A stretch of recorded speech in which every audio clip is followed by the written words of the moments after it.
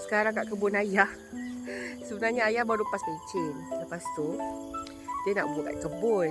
Cumanya kebunnya sangat besar dan dia tak ada dia tak terfikir untuk jual apa-apa yang kat kebun dia. Means untuk makan sendiri. Tapi tengok Tengok sebelahnya tu pokok durian sebaris nampak. Sebaris banyak, ada banyak ni sampai sini. Sampai sana. Depan sana tu ada pokok macam-macam pokok. ini semua ni sebenarnya yang kat semak-semak ni sebenarnya ada pokok. Sini pun. Banyak, sangat banyak.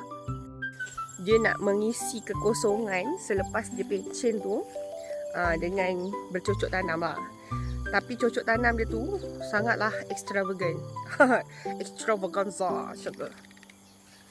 Doakan ayah dengan mak saya sentiasa sihat. Okay? Bye.